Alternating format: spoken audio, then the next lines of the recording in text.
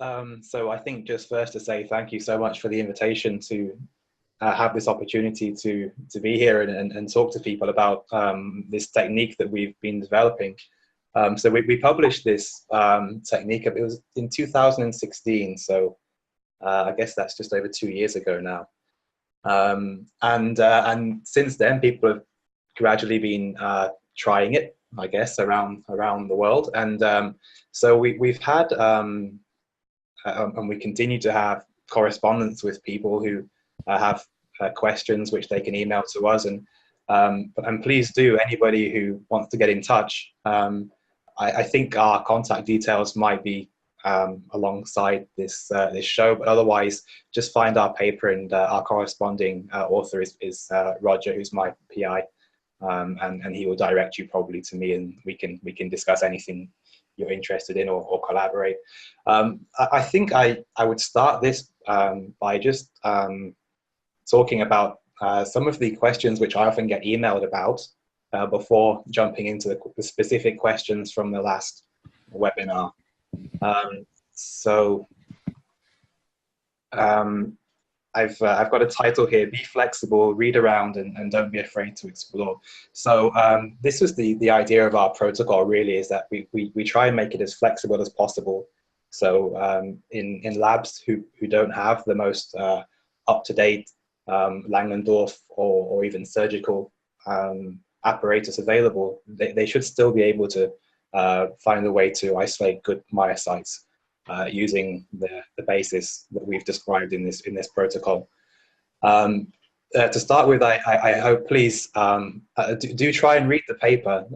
There will be a link to that on one of the later slides, or you can search it. It'll be my name, myocyte isolation, and we've tried to put as much information in there as possible, actually. So not just in the main body of the paper, it's in Circulation Research, but also in the data supplement. So do take a read of that. There's some videos there as well, and some images. And I think a lot of the questions which are asked, and hopefully some of the questions which are asked in this webinar as well, will be answered in there, or at least discussed. Another thing to note is that we're certainly not working on our own. You know, we developed this protocol based on the fantastic work of many people over the last 50 years, really, of myocyte isolation.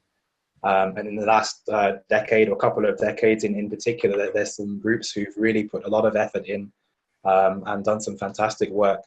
And their buffers and their systems are really what we have built upon. So I would hope that as well as our paper, you would go back and look at some of these other pieces of work, particularly Rong Lee's group. There's Tim O'Connell in Minnesota, and many others as well, who continue to do great work. And I think you can learn a lot of things from those papers as well. And then you start, then you get started yourself. So this is a question we sometimes get. You know, what's the most challenging part of the protocol? And I really think that it's the start. So we discussed earlier on, wrongly discussed, and I completely agree that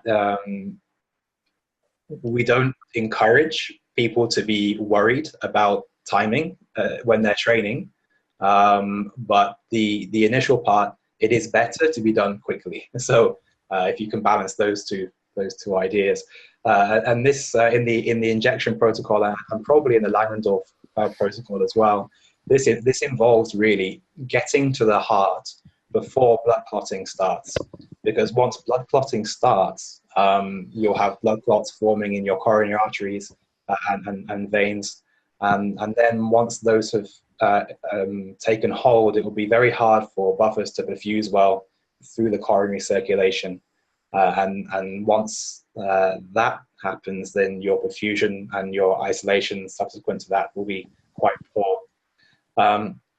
So we actually try to avoid the use of heparin for a couple of reasons, which we mentioned in the paper. But heparin is something which, of course, it thins the blood. So our initial buffer, which we flush the heart with, contains EDTA, which is an anticoagulant, among other things as well. So the key aspect of this protocol is to try and get that flush of buffer into the heart as quickly as possible, before hypoxia and before blood clotting can set in. And again, I just emphasize that practice is the best way to do this.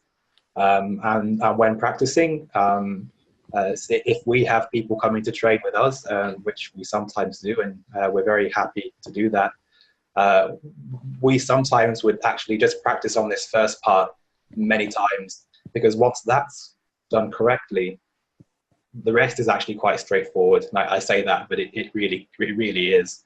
And so focus practicing on this initial part, and then worry about the rest. I put a picture of our medical department. This is where we do our work in Singapore. See, it's very sunny, so do come and say hi. What's next? So if we try and narrow down to what actually is the most common, what we think is the most common cause of researchers' problems when they come to us and they say that the isolation is not working. Of all the reasons, I think that the most common is actually the choice of euthanasia. This is very important, because this really determines what I just spoke about before, which is the idea of trying to get to the heart quickly before it becomes hypoxic and before clotting sets in. And we find that isoflurane oxygen setup, which we discuss in the paper, is really the best way to do this, because the onset of anesthesia is very fast, and oxygen is being delivered, so the mouth stays well oxygenated, really right up until the point where the chest is opened and the vein is and aorta is cut, and that's the point at which the buffers containing EDTA are injected, and so doing it that way really reduces the amount of time which is taken between death and perfusion of the heart. Injected anesthetics, so things like pentobarbital overdose is also used by people, and that is also good. It's longer onset, and so the risk of hypoxia is slightly higher, but at least the risk of blood clotting should still be quite low using this method. So the first two, I think, for people who are just starting, I would really recommend, and not cervical dislocation, because if for people who are just starting out, the reason we don't recommend this is that the time between death, so that's the point of cervical dislocation, and actually opening the chest and reaching the heart can be so long that blood clotting has already started. I know that not everybody has access to an isoflurane setup and maybe even injected anesthetics. So if this is really necessary, then what we would recommend really is to use heparin, which therefore stops blood clotting. Until people get very fast to opening the chest, this is maybe the only way in which you can avoid blood clots forming before being able to perfuse with the buffers. And I'll put it here, I know some people do use CO2 euthanasia, and they do get myocytes, but in our hands it's really not great. CO2, of course, causes hypoxia. And if you try and isolate myocytes from a hypoxic heart, your yield and the functionality of those myocytes is likely to be quite compromised. And so I think that is my kind of preamble. What I would be interested is if Davor or Rongli have anything to add to that before I move on to the more specific questions. Let me know now if so, otherwise I'll move on.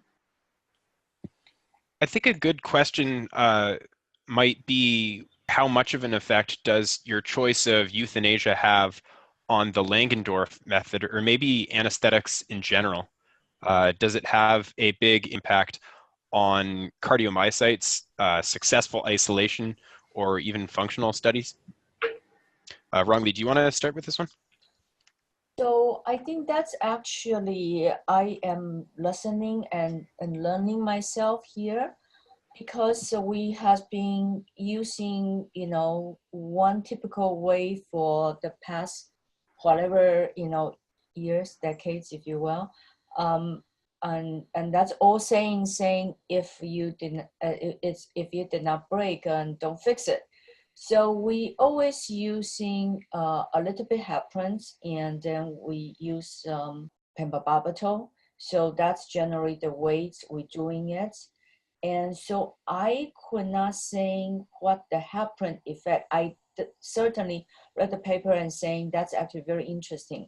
But in our hand, we never really compared with it, so I cannot speak for it.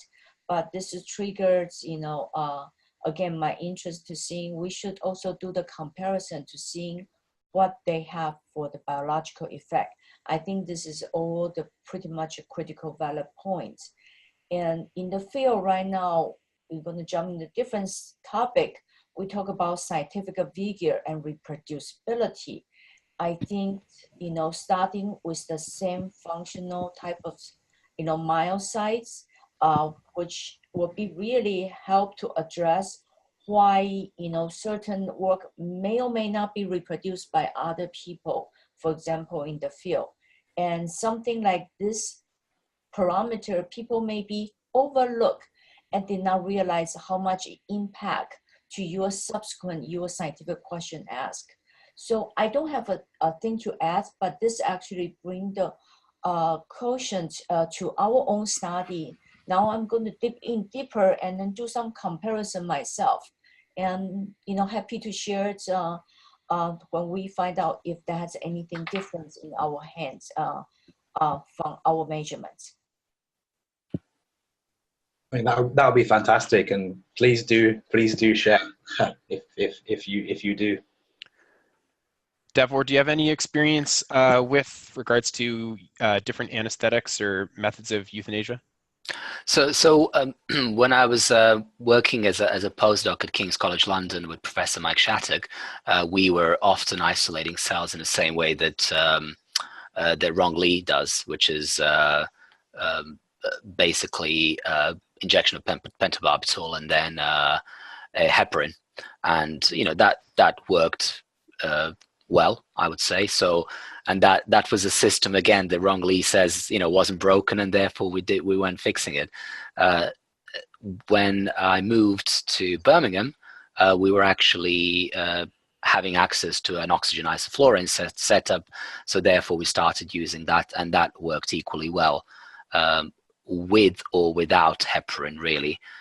So I really don't think it's a straightforward answer to this question. I think that Matt is correct.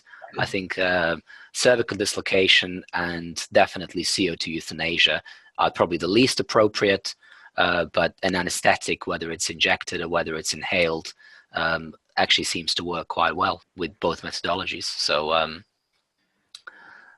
that's probably my only contribution that I can make to this. I think the on the question of heparin, this again might depend on what you want to do with the cells, because if it's for functional assays, it probably wouldn't interfere too much. I think it's more, we do a lot of RNA sequencing and sometimes single cell RNA sequencing, and heparin is known to interfere with polymerases in some of those procedures, which is why we try to avoid it if we can. Mm. Yeah, that's a very reasonable approach to me. Very sensible. And that's absolutely true, because when we're doing sequencing work, we always make sure, for example, we don't put the heparin, like for example, we collect patients' blood. So you also want to prevent anticoagulates. And so heparin generally, it's not, make sure we don't include heparin in there. So that's for the, RNA sequencing, that's definitely a critical piece. But for functional, maybe perhaps lesser the impact. But it's now have our curiosity as a scientist, right? Right now I'm really eager to see, does that make any impact function-wise? Mm. Great. That's the next paper. There we go. Let's do it together. Let's do it. I agree. Some really great insight. Thanks so much for the great answers.